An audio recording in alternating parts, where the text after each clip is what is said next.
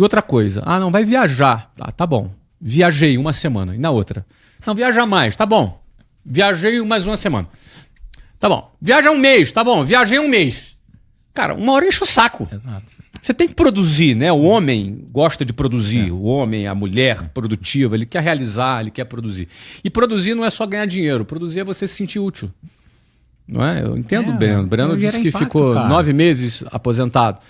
Não é? Eu consegui ficar 2 meses. Quando eu vendi a WhatsApp em 2013 por $500 milhões. Falei, cara, agora eu vou dar um tempo. Vou fazer um sabático. 2 meses depois eu comprei Orlando City. Comprei o clube de futebol. Entendeu? Problema pequeno. Você entendeu? Não com plano de fazer estádio ainda, né? Não, vou fazer estádio. Contratar as estrelas ainda, né? E aí contratamos o Kaká, exatamente. Enfim, porque o que nos realiza é realizar. Exato. O que realmente nos dá um sentimento gostoso de viver, de estar junto com as pessoas que a gente ama e realizar coisas que são úteis para a humanidade.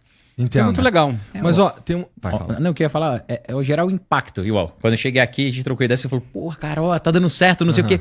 Cara, pra mim é isso, entendeu? Hoje em dia, quando eu tava em casa, eu olhava e falava, cara, tanta coisa que eu fiz, capacidade, eu podia ajudar, podia conversar, tudo. Pô, pra que eu vou ficar trancado na piscina, tomando vinho e... Cara, não faz sentido, até entendeu? Fica uma semana. Exato. Até fica você descansa duas, mas depois... E no segundo mês? Sério, Flávio, eu fiquei desesperado.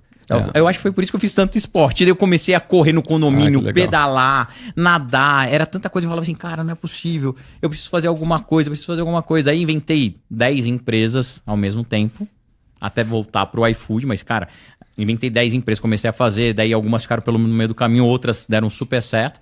Mas é isso, eu acho que quem é empreendedor é tipo uma chama, cara. Não apaga assim. Você vai arrumar coisa pra fazer. Entendi. Você vai arrumar. Ô Flávio, tu falou uma parada aí que é interessante, que tem a ver com que a empresa deveria... O ideal é que ela deveria funcionar independente do rosto, do teu rosto, por exemplo. Sim, né? sim. Mas existe um movimento agora que tem a ver com internet especificamente, que é as empresas colocando nelas mesmas um rosto, né? E esse rosto, geralmente eu uso o exemplo aqui da Carla, lá da CIMED, né? Que ela acaba se tornando o rosto da CIMED, que é um ponto de ancoragem para audiência, não, mas pro público mesmo. Consumidor. Para o consumidor se identificar com aquela marca por meio daquele rosto ali, né? Esse é um movimento, assim, vocês já estão fazendo isso há muito tempo, esse movimento já existia antes, a gente está só recalchutando ele? Olha só, engraçado, o mercado financeiro ele vem mudando de ideia sobre esse assunto.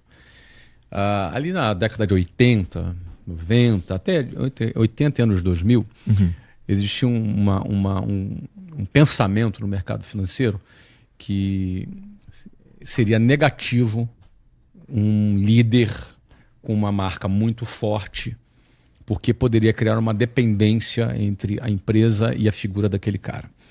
Então existia uma resistência quase preconceituosa sobre isso. A gente tinha algumas exceções no mundo. Uma delas foi o Steve Jobs e o Bill Gates, naquele período da história. E muito maneira essa rivalidade. Sim, né? Exato. E o Bill Gates e o Steve Jobs chegou a ser demitido no negócio dele.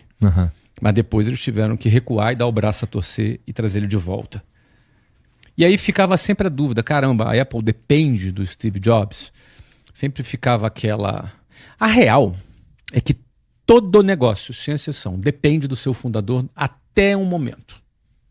E essa dependência, ela não é negativa, é o contrário. Ela é condição para que aquele negócio passe por uma zona de arrebentação, digamos assim, onde é aquela zona mais crítica que a empresa pode desaparecer a qualquer momento. Então, um líder é o que faz a diferença. Todo líder fez a diferença no seu negócio até um ponto. O que é negativo é quando, depois de um determinado tempo, essa dependência ela se perpetue. Que daí o que acontece? Esse cara morrer, esse negócio tá prejudicado. Então, é um primeiro sucesso para um líder fazer esse negócio acontecer.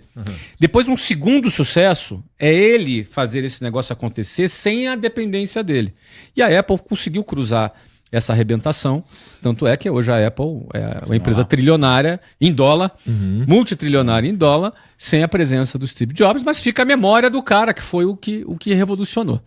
Agora, a gente vive um momento diferente. Porque Steve Jobs e Bill Gates é quase como se eles tivessem uma licença poética para serem esses líderes e as outras empresas não. Agora, nessa creators economy, ou seja, na economia criativa da internet, já é admissível que líderes com presença forte do ponto de vista público sejam aceitos pelo mercado financeiro. E que isso não seja visto como um ponto negativo. O próprio Acimed, que você acabou de citar agora, acabou de receber um aporte do Fundo Soberano de Singapura, quando a gente sabe que o Adib e a Carla são presenças fortes e que movimentam a Acimed. Então, hoje, você vê Zuckerberg, você vê o Jeff Bezos, você vê, e dentre muitos outros dessa nova geração, tech, que mostrou que um líder, a personificação da empresa na figura de um líder, ajuda a vender. Isso não é negativo. E não existe, digamos assim, mais este preconceito. Agora, obviamente, continua sendo importante o líder também criar esse momento onde ele institucionaliza, ele despersonaliza o negócio e institucionaliza o mesmo negócio. É que daí isso, hoje em dia, que faz? É o papo que a gente fala assim, tanto de cultura, sabe? É o líder pega, o fundador pega, daí consegue construir uma cultura sólida dentro da empresa, onde todo mundo acaba tendo um pouco dele, refletindo ele nas tomadas de decisão, tudo. Deixa eu te fazer uma pergunta, Flávio. Eu tenho uma teoria sobre isso. Daí não sei se faz sentido ou não, posso estar falando uma grande asneira aqui, mas por isso que é legal bater papo. Mas a década de 90... Tem ninguém ouvindo. Né, 80, quase ninguém. 80 e 90, muito desse posicionamento até dos fundos, eu lembro muito, porque eu sempre fui um moleque da internet, né? E daí quando eu comecei a montar as minhas empresas, aconteceu isso. O fundo chegou pra gente fazer a venda e falou, puta, Breno, você tem que sumir, não sei o quê, você não pode. Tanto é que eu fiquei no hiato. No começo do Twitter, era um dos caras que mais tinha seguidor no Twitter. Eu meio que fiquei no hiato depois que eu desbloqueei o iPhone, porque era isso, eu precisava criar o nome da minha empresa, né? A Fingertips não podia depender 100% do Breno. A outra empresa não podia depender 100% do Breno. Não tem mais a ver com o canal antigamente? Antigamente o que acontecia? A partir do momento que a gente ficasse famoso e a gente tivesse muito espaço na Globo, no SBT, na Veja, na Exame... aí essas empresas não iam ficar fazendo tão pay media. Hoje não. Hoje, como a gente tem tantos canais abertos, criou comunicação direta. Então é importante hoje você ter aquela voz, aquele rosto, a identificação. Hoje mudou completamente a relação. Então era muito mais uma forma deles se protegerem. É que pulverizou. É que quando você estava só... você falou em década de 80, para a galera que é mais jovem, não vai lembrar como é. Mas praticamente... uma matéria no Fantástico ou uma capa na Veja elegia um presidente ou derrubava um presidente, entendeu? Hoje em dia já não é assim, porque hoje em dia a internet ela pulverizou. Todo mundo tem a sua emissora, né, de televisão na sua própria mão. E essa pulverização